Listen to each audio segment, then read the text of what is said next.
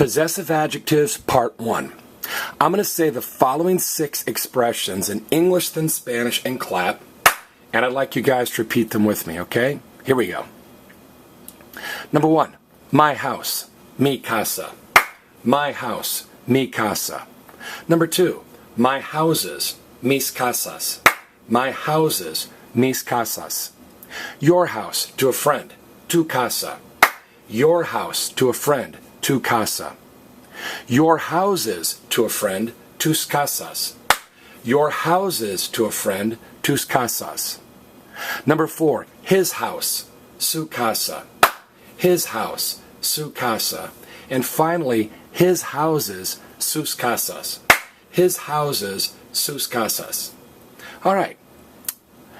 At the beginning of the year, I always ask my Spanish 1 students, who's heard the phrase, my house is your house? And a whole bunch of them raised their hand, and almost all of them have heard, mi casa es tu casa. Everybody say that.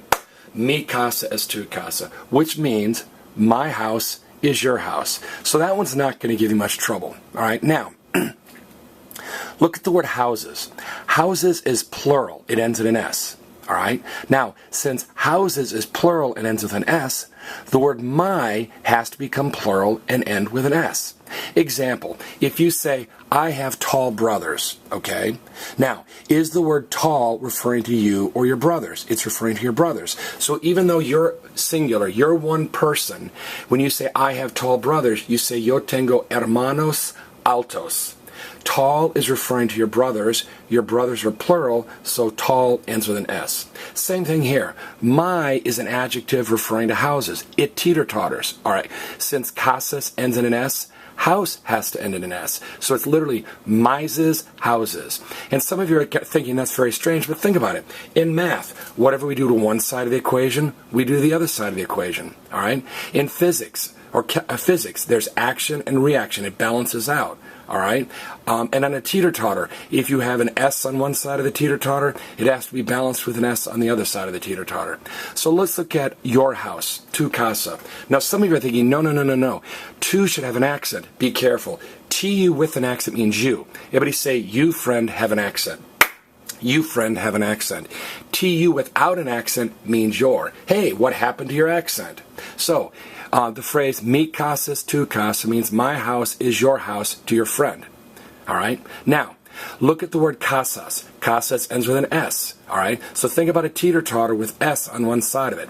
Since casas ends in an S, your has to end in an S. So it literally means yours is houses. Okay? And again, in math, whatever you do to one side of the equation, this is one side of the equation, you add an S. You have to do the other side of the equation. You add an S. All right? Now, his house is su casa. Now, I'll just say here, su actually means 5 things. Everybody raise one of your hands. What 5 things does su mean? Listen first, then repeat. Su means his, hers, its, yours, sir, yours, ma'am. So, what does su mean? His, hers, its, your sir, your ma'am. So su casa could mean his house, her house, its house, your house, sir, or your house, ma'am. Which is why at the beginning of the year when I asked my kids to say, my house is your house,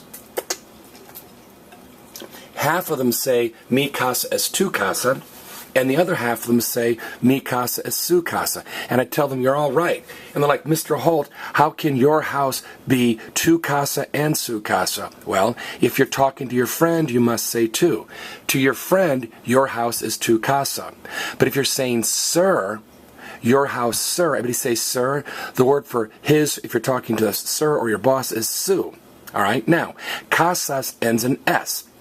All right? Think about a teeter-totter. Since houses ends in an S, your, his or hers or its or your, sir, has to end with an S. So this literally means yours is houses, mine's is houses, his is houses. And remember, sus casas could mean his houses or her houses or its houses or your houses, sir, or your houses, ma'am. Okay? Now, this is kind of tricky for Americans because in English, it's just my, your, his. It doesn't matter if one thing is being talked about or a lot. But in Spanish, the possessive adjective my, your, his, hers, its balances or agrees with the thing that's being possessed or the thing we're talking about. All right, time for your post quiz. Let me cover up the Spanish. Take a few seconds, look at these English expressions, and say the Spanish equivalents out loud, or even better, look at these 6 English expressions and write the Spanish equivalents down on a piece of paper. This has been Possessive Adjectives Part 1.